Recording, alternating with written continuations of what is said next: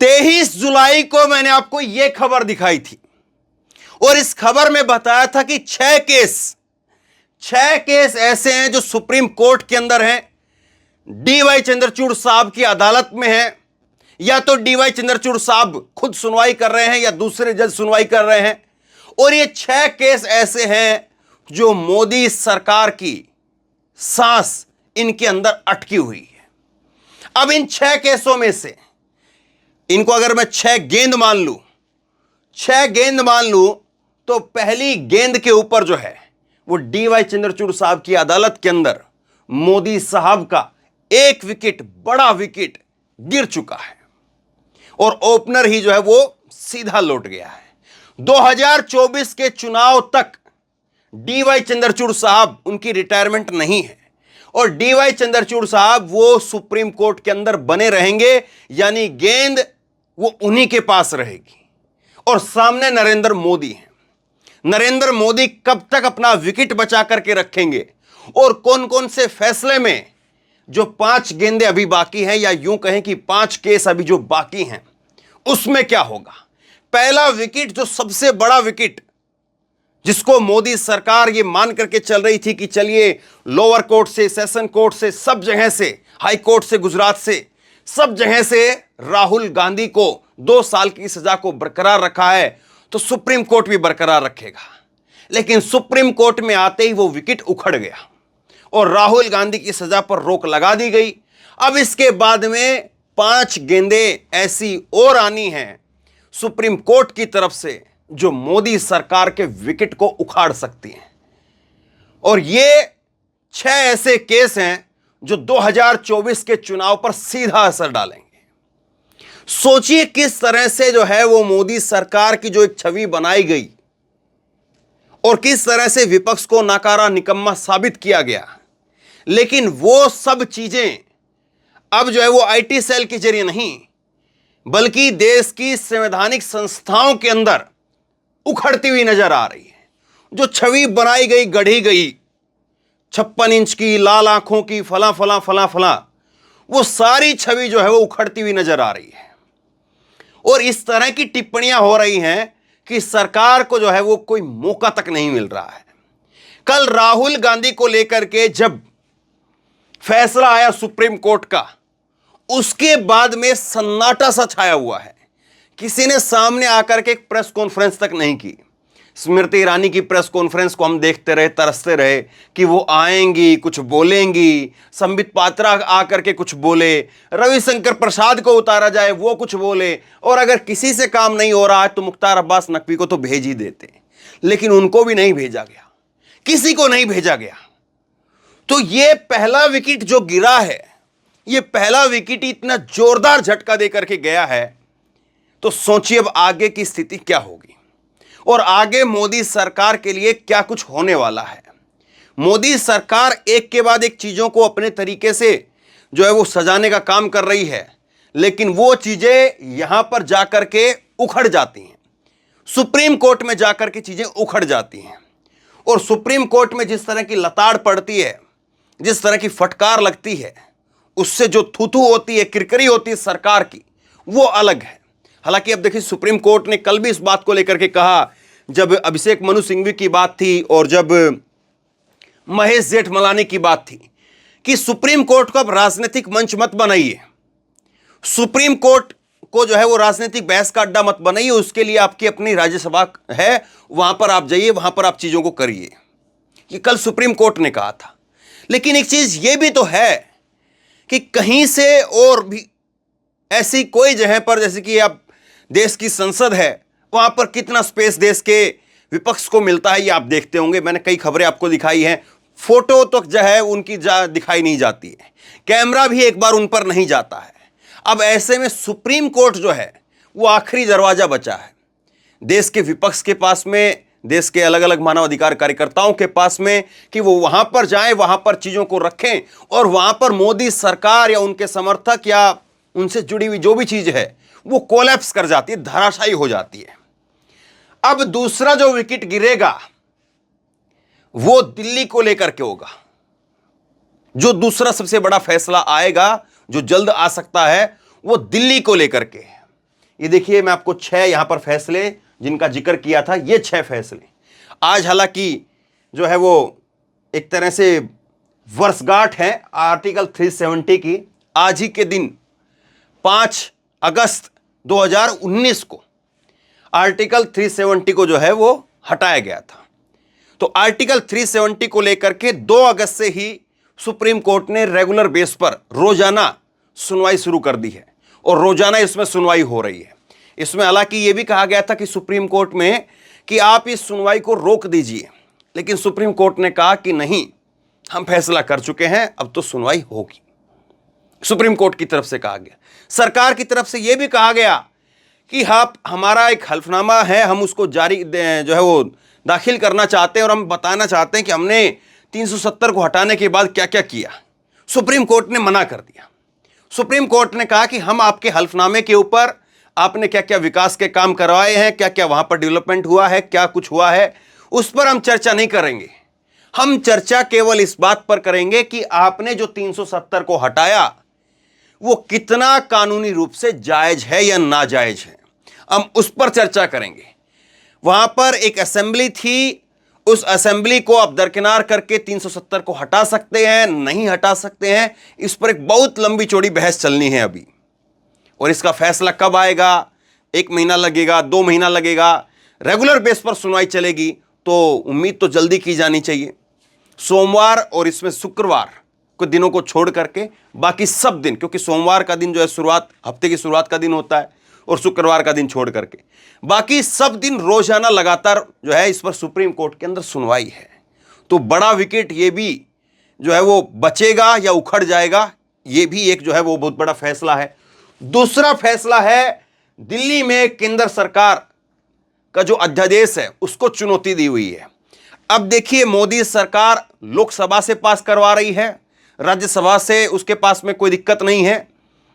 तो अब जो है वो मामला जाकर के निपटेगा कहां पर, सुप्रीम कोर्ट के अंदर निपटेगा, क्योंकि सुप्रीम कोर्ट के 8 दिनों के अंदर अंदर 11 जुलाई को जो है सुप्रीम कोर्ट ने फैसला दिया और 18 जुलाई को, 18 या 19 तारीख को जो है उस फैसले को पलट दिया गया अध्यादेश ला करके। तो वहां पर जो है चीजें तय होंगी सुप्रीम कोर्ट के अंदर जाकर के। और एक चीज मैं आपको और बताता हूं, अभी क्या हुआ कि जब ये मणिपुर को लेकर के विपक्ष जब लगातार संसद के अंदर जो है वो हंगामा कर रहा था कि आप आइए, प्रधानमंत्री क्यों नहीं आ रहे हैं, नारेबाजी हो रही थी, पोस्टर लहराए जा रहे थे, तमाम तरह की बातें हो रही थी। उस वक्त में मोदी सरकार अपना काम करती रही और कई बिल पास करवा लिए गए। अब देखिए, होता क्या है, जब बिलों को बगैर चर्चा के पास करवा लिया जाता है तो उसका नुकसान ये होता है कि उन बिलों को फिर चैलेंज किया जाता है सुप्रीम कोर्ट के अंदर, और उसमें जो है वो उसके प्लस माइनस जो है फिर वहां पर रखे जाते हैं। देखिए, अगर चर्चा होती है, देश की संसद में कोई बिल लाया जाता है और उस पर चर्चा होती है, तो उस पर जब चर्चा होती है, जो अनुभवी सांसद होता है वो उसके बारे में बताता है कि देखिए, आप जो ये बिल लेकर के आ रहे हैं, इसके अंदर जो है ये प्लस है, ये माइनस है, ये चीज इसमें ठीक नहीं, इसको दुरुस्त किया जाए। और उसके बाद में उस बिल को जो है वो स्टैंडिंग कमेटी के पास भेज दिया जाता है। वहां पर बिल जो है वो जब भेजा जाता है उसके ऊपर चर्चा होती है, और जो सुधार होते हैं वो सुधार को जो है वो लागू कर दिया जाता है। तो बिल फिर कोई अड़चन नहीं आती है। लेकिन अब आप एक तरफा जो है वो बिल पास करवा रहे हैं। अभी एक जो है वो दवाइयों को लेकर के एक बिल आया है, और उस बिल में जो है मैं पढ़ रहा था, तो उसमें एक प्रावधान ये दिया जा रहा है अब कि अभी तक अगर किसी दवाई की वजह से, मैं आपको डिटेल में ये जो बिल है इसके बारे में किसी और खबर में चर्चा करेंगे, लेकिन मैं थोड़ा थोड़ा मोटे तौर पे आपको बता रहा हूं। उस बिल में ये है कि पहले ये होता था कि अगर कोई दवाई है और वो दवाई किसी ने ली, किसी मरीज ने ली, और उस दवाई की वजह से उस मरीज को नुकसान हो गया, तो वो मरीज को यह हक था कि उस दवाई के खिलाफ केस कर सके। लेकिन अब जो नई बिल सरकार लेकर के आई है उसमें जो है उस प्रावधान को एक तरह से ये कहें कि फीका कर दिया है, या यूं कहें कि उसकी जो पावर है उसको खत्म कर दिया है। और अब कंपनियां जो हैं उसमें केस नहीं बल्कि जुर्माना दे करके चुपके से आसानी से निकल सकती हैं। तो अभी ये चीज़ों को सुप्रीम कोर्ट के अंदर, इन चीज़ों को भी बाद में ले जाया जाएगा, चैलेंज किया जाएगा, तो वो भी एक चीज़ें जो है वो अटकेंगी वहां पर। और पहला विकेट जो है राहुल गांधी का निकल ही चुका है। यहां पर आर्टिकल 370 का है, और तीसरा विकेट जो है वो यहां पर जो है वो दिल्ली अधिदेश का है, और चौथा जो है वो मणिपुर को लेकर के है। मणिपुर को लेकर के, माफ कीजिए, मणिपुर नहीं, महाराष्ट्र को लेकर के, महाराष्ट्र को लेकर के सुप्रीम कोर्ट का जो फैसला आएगा वो भी महाराष्ट्र की राजनीति में भूचाल लाने वाला होगा। क्योंकि अगर महाराष्ट्र को लेकर के सुप्रीम कोर्ट ने कह दिया कि एकनाथ शिंदे और उनका जो गुट है, उनके साथ में जो विधायक आए थे, वो अगर अयोग्य साबित हो गए, क्योंकि इससे पहले सुप्रीम कोर्ट की जितने भी टिप्पणियां हैं उनको अगर आप देखेंगे, चाहे वो भगत सिंह कोश्यारी को लेकर के हो, चाहे वो एकनाथ शिंदे को लेकर के हो, चाहे वो जो है उद्धव ठाकरे के इस्तीफे को लेकर के हो, अगर उनको आप देखेंगे तो फिर पता चलेगा कि हाँ, सुप्रीम कोर्ट जो है महाराष्ट्र के फैसले को लेकर के मोदी सरकार को कोई बहुत ज़्यादा राहत या कोई बहुत ज़्यादा जो है उनके ऊपर रहम देने वाला दिखाई नहीं देता है। क्योंकि जिस तरह से वहाँ पर चीज़ें हुई हैं, और उसके बाद में भगत सिंह कोश्यारी जो कि राज्यपाल रहे, उन्होंने खुद से सिफारिश कर दी कि वो पद को छोड़ना चाहते हैं, राज्यपाल के पद को छोड़ना चाहते हैं। तो वो सारी चीज़ें जो है वो इस ओर इशारा कर रही कि हाँ, कुछ न कुछ तो ऐसा था जो गलत हुआ है, और उसको फटाफट जो है वो कालीन के नीचे डालने की कोशिश हो रही है। जैसे मैंने कई बार जिक्र किया है, कालीन के नीचे जो है गंदगी छुपाई जा रही है।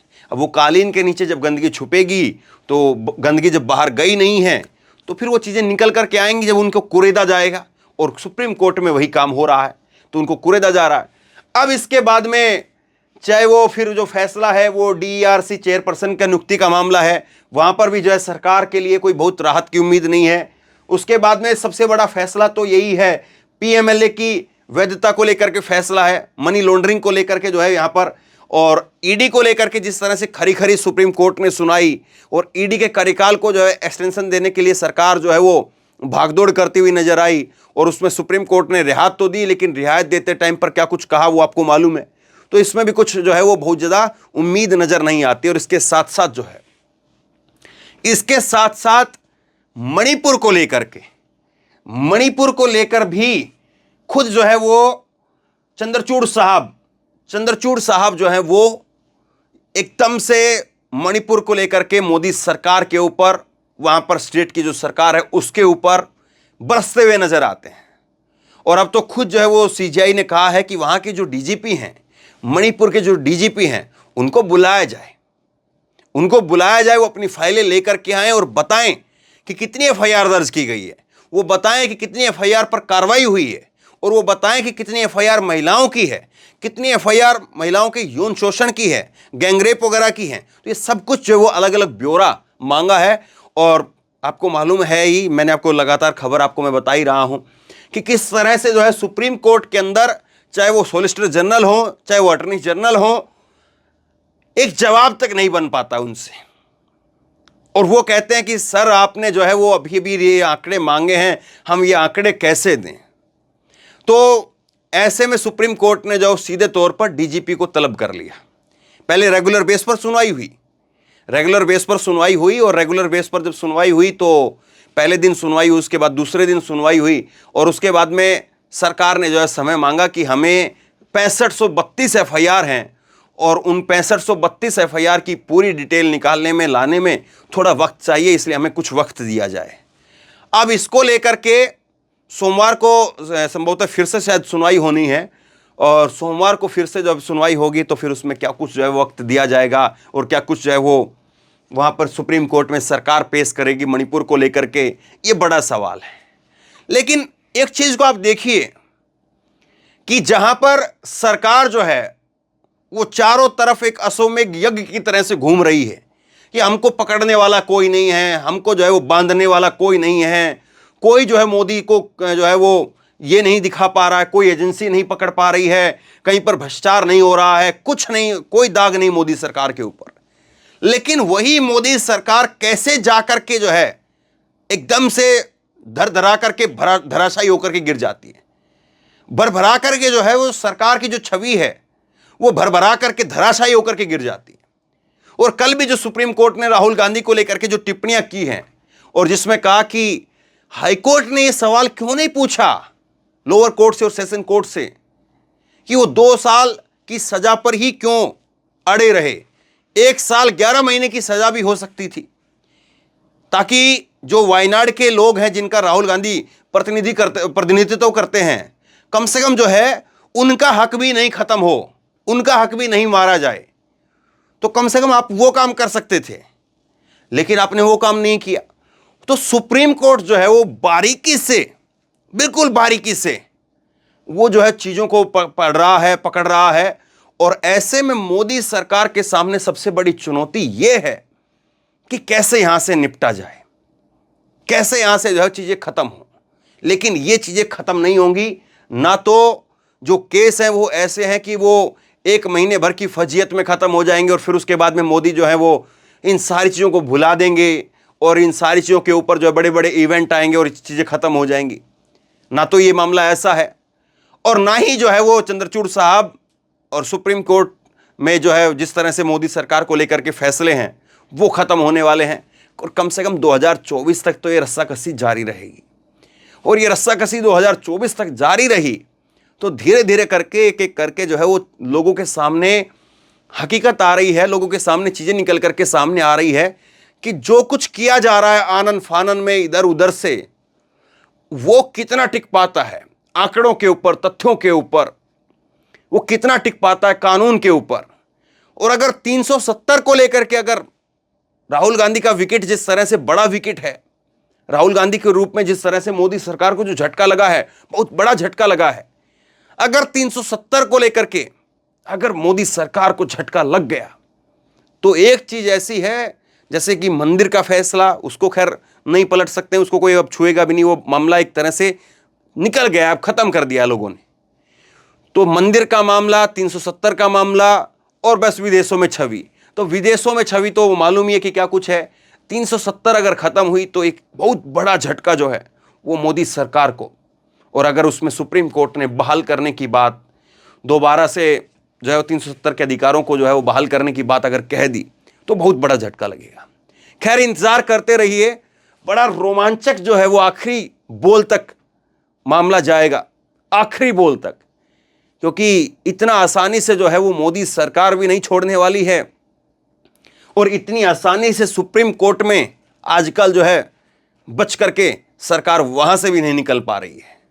तो बहरहाल आपको क्या लग रहा है, जो बड़े विकेट हैं 370 हो, दिल्ली को लेकर के फैसला हो या महाराष्ट्र को लेकर के फैसला हो या मणिपुर को लेकर के फैसला हो, कितना जो है वो मोदी सरकार के लिए झटके पर झटके लगने वाली खबरें आने वाली है, या कुछ झटके लगेंगे उसके बाद में मोदी सरकार जो है अपने आप को संभाल लेगी? आप बताइए, आप क्या सोचते हैं? नीचे कमेंट बॉक्स में अपनी राय लिख करके जरूर बताइए। इस वीडियो को खूब शेयर कीजिए, लोगों तक पहुंचाइए, ताकि लोगों को पता चले कि कैसे 56 इंच की सरकार जो है वो भरभरा करके धराशायी हो रही है, क्यों हो रही है, उसके पीछे सच क्या है।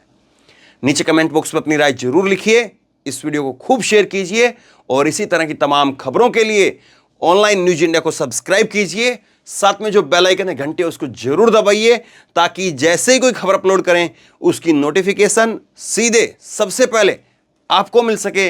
और अगर ये वीडियो फेसबुक पर देख रहे हैं तो फेसबुक पर हमारे पेज को लाइक कीजिए, फॉलो कीजिए और इस खबर को शेयर कीजिए। धन्यवाद।